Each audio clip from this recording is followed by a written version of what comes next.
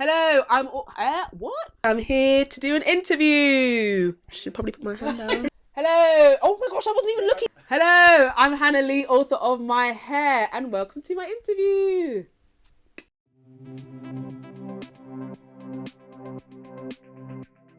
So the original idea was when I was like 16 in class, and that was like a poem that I'd written, which is quite different to My Hair now.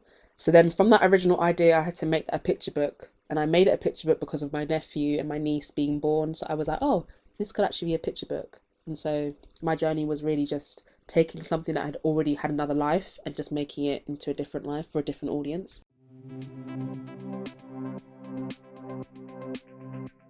He, as an illustrator, is amazing.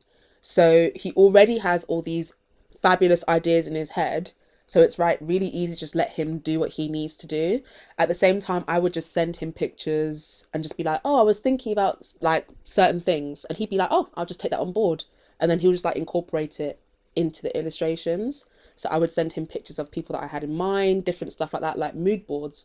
And he himself would just go out to different places and just like sketch random people in those areas just so he could get a feel for real life people that he could put into the book too. So that was nice.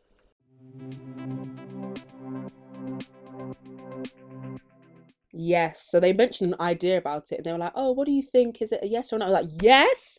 Oh my gosh, it's a fab idea. It's really nice. It really just gets you to put your own stamp on that book. And as you said, it's lovely to be able to like see yourself in the book first of all, and then to be able to imprint your own self and your own identity on that book. Just to add on, when you write a book, it's like very much your thing. And it's that other person's thing too, you and the illustrator's thing. And then afterwards you put it out into the world and it becomes other people's thing too, and other people's story. So it's really lovely that other people can just put their stamp on it.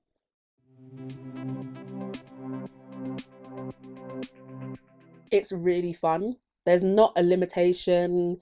You can just play with so many different ideas. There's no restrictions. You just think to yourself, oh, there's going to be a child out there who loves this story just because it's fun and it's zany or for whatever it is.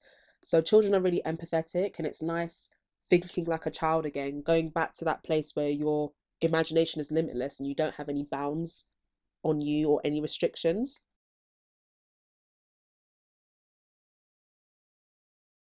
So my writing process is really just, I'm a pantser.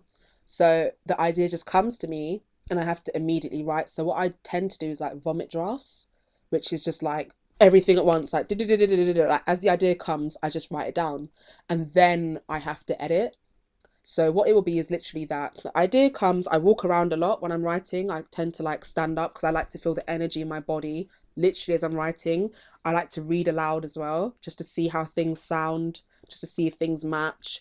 And yeah, I wait for the character to speak to me. If the character tells me that their name is this, then I listen to the character. So my writing process is just really, how many drafts does it take? It can depend because sometimes you have, so for me with this book, it took, with my second book that's coming out soon, spoiler, it took like 6 drafts. And that was really just very small, minute details, little stuff being tweaked. Not necessarily the whole plot, but just little tiny details.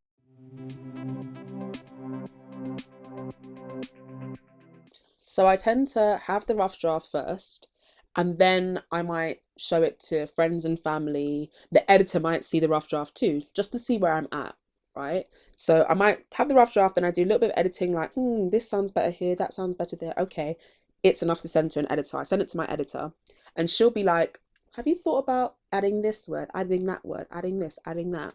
And then I look at my rough draft text and I look at the edited text. For example, the one with her eye on it or with other people's eyes on it. And then I think to myself, what's different about that? There's more adjectives in that one. There's more action. There's more this, there's more that. And then after that, I just basically take that and use it to fill out and file down the rest of the text. But it's very much a collaborative process writing a picture book. So you have to ask other people's opinions anyways. It takes a little while.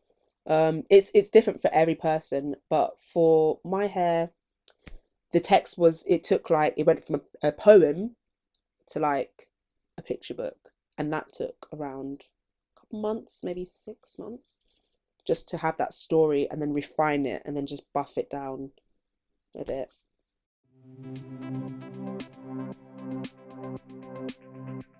My writing routine is there is no routine. It's really just me, like with my phone in the notes app. And because your phone is always on you, so ideas just come at you all the time. But it's just about capturing those ideas. So my phone is always on me. And as soon as I get an idea, I just go straight to my notes app and just write the idea down. But what tends to happen with a lot of my texts is that the words, like as two sentences, will come to me immediately for some reason.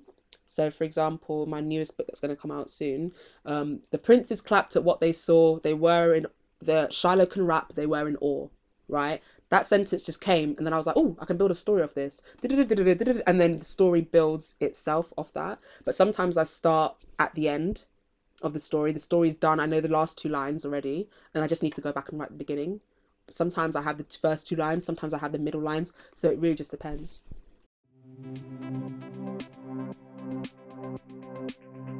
Yes, my next story, I'm so excited as you can tell. My next story is called The Rapping Princess. It's about a princess called Shiloh who cannot sing, but everyone around her can. What she can do is rap.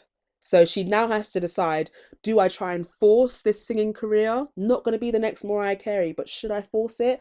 Or should I just lean into my Mrs. Banks, my Nicki Minaj, my Megan Thee Stallion? Should I lean into the rap side of me and just give that talent a try, even though I don't know anyone who's done that before? So that's the next book. It's about using your voice and using the talents that you've been given to the best of their ability.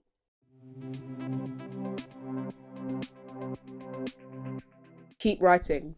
Always write. As my friend Leonie says, who's in my writing group, if you don't write, there's nothing to edit. There's nothing to kind of go off. So you have to write. Sometimes you just let your writing lead you. Trust your process is one of the massive things as well, because sometimes you look at other authors and other writers and you think, oh, that person's a plotter and they've got 15 books done already, and I might be on this like level or this book or whatever. And it's like, do you know what? If you write a certain way, then you write that way. Trust that. Lean into that. Be unique. Don't like fight against your process, because it's your process for a reason. It's just how you do things. When you lean into that, amazing things can happen. Keep writing, keep writing, keep writing. For any aspiring authors, all you need to know is keep writing. Editing too can come after, but just keep writing. Have that story there.